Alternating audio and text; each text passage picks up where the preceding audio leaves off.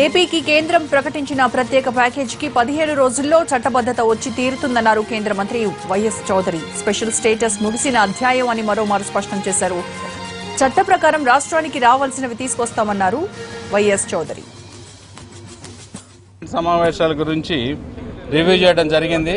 ముఖ్యంగా ఆంధ్రప్రదేశ్ దృష్ట్యా మనకు రావాల్సింది వైజాగ్ రైల్వే జోన్ కానీ, క్యాపిటల్కి బ్యాలెన్స్ డబ్బు కానీ, రెవెన్యూ డెఫిసిట్ మరియు పోలవరం ప్రాజెక్టుకి ఫర్దర్ ఫండింగ్ గురించి, తర్వాత డీలిమిటేషను, వీటన్నిటి గురించి కూడా schedule 9, 10 institutions inter state issues కూడా డిస్కస్ చేసాం. వాటన్నిటికీ కూడా దశ ముఖ్యమంత్రి గారు చెప్పడం జరిగింది. నెక్స్ట్ 15 డేస్లో ఇవన్నిటికీ చట్టబద్ధత కల్పించి మాకు ఇచ్చే విధంగా కేబినెట్ నోటు పెట్టాలని చెప్పి ఇంతకుముందు నుంచి కూడా డిమాండ్ చేస్తూ వచ్చాం. అది కొన్ని కారణాల వల్ల పెండింగ్ ఉండడం జరిగింది. వాటన్నిటిని కూడా క్లియర్ చేయడానికి మేమందరం రేపటి నుంచి పనిచేస్తాం.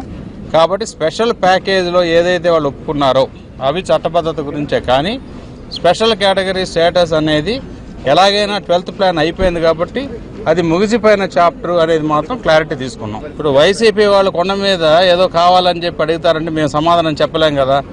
సాధ్యాసాధ్యాలు చూసి చట్టం ప్రకారం ఏమి రావాలో, రాజ్యాంగబద్ధంగా మనకి ఏం రావాలో అవి మాత్రం సాధించడానికి మేము మా ఎంపీస్ అందరం కూడా కష్టపడ్డాం. ఇప్పుడు దాకా ఫర్దర్గా కష్టపడి దానికి చట్టబద్ధత కల్పించి ఆంధ్రప్రదేశ్కి ఎటువంటి రకమైన నష్టం జరగకుండా చూస్తానికి మాత్రం మేము ఫైట్ చేస్తాం. అది వాళ్ళు ఎలా అంటున్నారో నాకు తెలియదు కాబట్టి మీరు వాళ్ళు అడగడం బెటరు.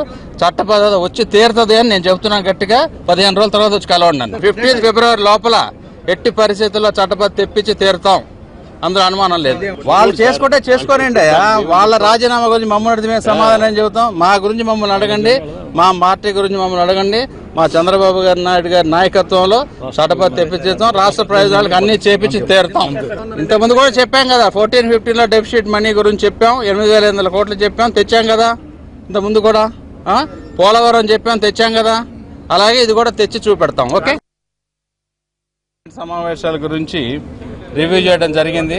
ముఖ్యంగా ఆంధ్రప్రదేశ్ దృష్ట్యా మనకు రావాల్సింది వైజాగ్ రైల్వే జోన్ కానీ, క్యాపిటల్కి బ్యాలెన్స్ డబ్బు కానీ, రెవెన్యూ డెఫిసిట్ మరియు పోలవరం ప్రాజెక్టుకి ఫర్దర్ ఫండింగ్ గురించి, తర్వాత డీలిమిటేషను, వీటన్నిటి గురించి కూడా schedule 9, 10 institutions inter state issues కూడా డిస్కస్ చేసాం. వాటన్నిటికీ కూడా దశ ముఖ్యమంత్రి గారు చెప్పడం జరిగింది.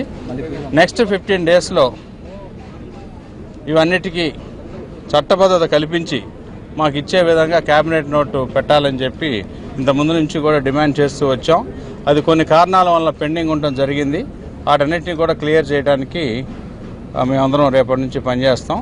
కాబట్టి స్పెషల్ ప్యాకేజీలో ఏదైతే వాళ్ళు ఒప్పుకున్నారో అవి చట్టబద్ధత గురించే, కానీ స్పెషల్ కేటగిరీ స్టేటస్ అనేది ఎలాగైనా 12th ప్లాన్ అయిపోయింది కాబట్టి అది ముగిసిపోయిన చాప్టర్ అనేది మాత్రం క్లారిటీ తీసుకున్నాం. ఇప్పుడు వైసీపీ వాళ్ళు కొండ మీద ఏదో కావాలని చెప్పి అడుగుతారంటే మేము సమాధానం చెప్పలేం కదా. సాధ్యాసాధ్యాలు చూసి చట్టం ప్రకారం ఏమి రావాలో, రాజ్యాంగబద్ధంగా మనకి ఏం రావాలో అవి మాత్రం సాధించడానికి మేము మా ఎంపీస్ అందరం కూడా కష్టపడ్డాం. ఇప్పుడు దాకా ఫర్దర్గా కష్టపడి దానికి చట్టబద్ధత కల్పించి ఆంధ్రప్రదేశ్కి ఎటువంటి రకమైన